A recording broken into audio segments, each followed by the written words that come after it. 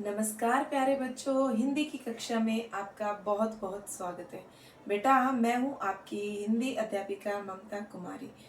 आज हम पढ़ने वाले हैं वृंद जी के दोहे हैं जिनका नाम है नीति सप्तक दोहे। ओके, चलो आओ पढ़ लेते बिना टाइम गवाए या बिना समय गवाए।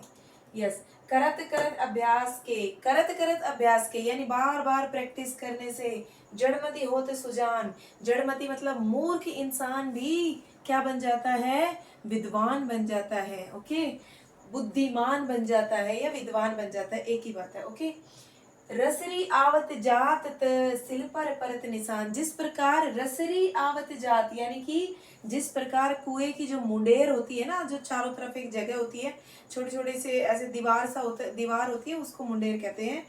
कि रसरी आवत जात ते सिल पर परत निशान, कि जिस प्रकार बार बार रस्सी के घिसने से और क्या हो जाता है, उस पर निशान पड़ जाते हैं। किस पर? पत्थर पर, कुएं के मुंडेर पर निशान पड़ जाते हैं। तो करत करत अभ्यास के जन्मति हो सुजान, बार बार प्रैक्टिस करने से एक ऐसा मनुष्य जो मूर्ख है वो भी बुद्धिमान बन सकता है। ठीक है, नेक्स्ट वाला कर लेते हैं। उत्तम विद्या लीजिए यद्यपि नीच पे होय, परियो अपावर ठोर में कंचन तजत न कोय। यानी कि अधम व्यक्ति से भी, पहले तो इसका मीनिंग समझो कि सोना जो होता है, कहा गया है कि सोने को अगर कहीं पे भी सोना मिल जाता है तो इंसान उसे ले लेता है, ग्रहण कर लेता है। क्यों? क्योंकि उससे हमेशा इंसान को, जो आदमी है, पुरुष है या स्त्री है, उसको हमेशा लाभ होता है। तो कहा गया है कि अधम व्यक्ति से अगर हमें विद्या प्राप्त होती हो ना, तो हमें संकोच नहीं करना चाहिए कि अरे नहीं ये तो गरीब है या ये तो नीच व्यक्ति, इससे मैं क्यों शिक्षा ग्रहण करूं। नहीं, क्योंकि उससे उसका मूल्य कम नहीं हो जाता है, और विद्या का मूल्य तो सोने से भी कहीं ज्यादा है। किसी गंदी जगह पर सोने के पड़े रहने से उसका मूल्य कम नहीं होता है। इसी प्रकार नीच व्यक्ति में गुणों के होने से गुणों का मूल्य कम नहीं होता है। यानी विद्या की उतनी ही महत्वता है, चाहे वो किसी के पास भी हो। जो नॉलेज है वो चाहे गरीब के पास है या अमीर के पास है, नॉलेज की महत्वता उतनी ही है। ओके, आ जाओ थर्ड वाला देख लेते हैं। सरस्वती के भंडार की बड़ी अपूर्व बात, जो खर्चे त्यों त्यों बढ़े बिन खर्चे घट जात। कहने का मतलब ये है बेटा कि सरस्वती जो है उनका एक मतलब एक ऐसे ज्ञान के भंडार, जो सरस्वती का ज्ञान का भंडार होता है, उनकी एक विशेषता है कि जितना खर्चोगे उतना बढ़ेगा। यानी आपकी जो नॉलेज है उसको आप जितना साझा करोगे आपकी नॉलेज बढ़ेगी, और यदि आप उसको नहीं खर्चोगे, यदि आप अपनी नॉलेज किसी के साथ शेयर नहीं करोगे, किसी को नॉलेज नहीं दोगे, तो बढ़ने की बजाय वो घट जाएंगे। ऐसा इसका क्या है, विशेषता है सरस्वती के ज्ञान की। ओके, नेक्स्ट फोर्थ आता है, अपनी पहुंच विचार के कर्तव्य करिए दौर, तेते पांव पसारिए जेती लांबी सोर। ओके, अपने सामर्थ्य की बात की गई, अपनी सामर्थ्य शक्ति के हिसाब से ही इस व्यक्ति को कोई काम करना चाहिए। मतलब जितना इंसान का सामर्थ्य हो उतना ही कोई काम करना चाहिए।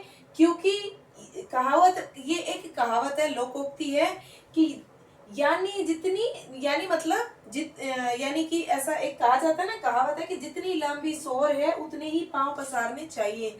सोर कहा गया चद्दर को, कि जितनी लंबी चद्दर है उतने पैर पसारने चाहिए। कहने का मतलब ये है, जब इंसान कुछ व्यय करता है तो उसकी जितनी आय होती है, यानी जितनी इनकम होती है उसकी, उतने ही उसको खर्च करने चाहिए। ऐसा भी उसका मीनिंग होता है। ठीक है, तो ये दोनों आपको समझ में आ गए। अब आ जाते हैं हम फिफ्थ पे। ठीक है, अभी आता है ये फिफ्थ वाला। ओके, देखिए, विद्याधन उद्यम बिना कहो चुप पावे कौन, बिना डुलाए ना मिले जो पंखा की पोन।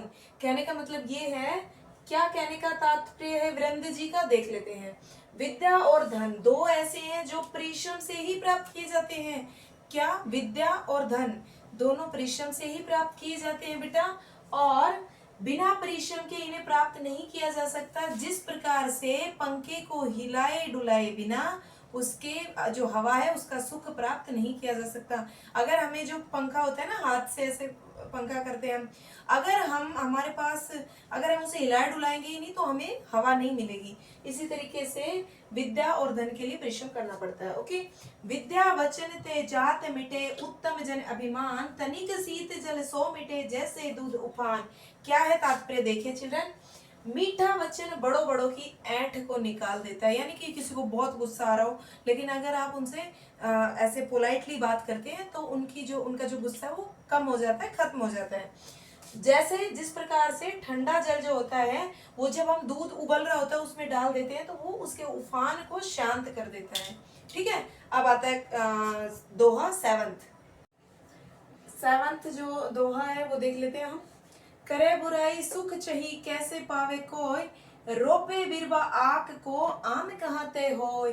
क्या मतलब है बेटा, देखिए कि कवि वीरेंद्र जी कहते हैं, कवि ये देखिए क्या कहते हैं कवि वीरेंद्र जी, कि कोई व्यक्ति दूसरे की बुराई करके सुख प्राप्त करना चाहे तो ये कैसे संभव हो सकता है, क्योंकि अर्थात जिस प्रकार आक का वृक्ष लगाने से, आक होता है ना बेटा, आकड़ा जिसको बोलते हैं, आक का वृक्ष लगाने से आम खाने की इच्छा व्यक्त करे, तो यह कैसे संभव हो सकता है, क्योंकि आकड़े के वृक्ष से तो आम पाना संभव नहीं है, आम प्राप्त नहीं हो सकते हैं। समझ में आया? कहने का मतलब ये, दूसरे की बुराई नहीं करनी चाहिए, दूसरों की बुराई करने से अगर सुख प्राप्त करोगे, तब ये कहावत कही गई है कि अगर आग के पेड़ से आम प्राप्त कर सकते हो तो सुख प्राप्त होगा। तो इसका तात्पर्य क्या है कि आग के पेड़ से आम प्राप्त नहीं हो सकते, इसलिए दूसरों की बुराई करके सुख प्राप्त करने की इच्छा नहीं रखनी चाहिए। समझ में आया? अब आपको लाइक करना है, शेयर करना है, ओके, और अगर कोई पहली बार देख रहा है तो सब्सक्राइब जरूर कर ले, ओके, और लाइक और शेयर करना ना भूले। Thank you.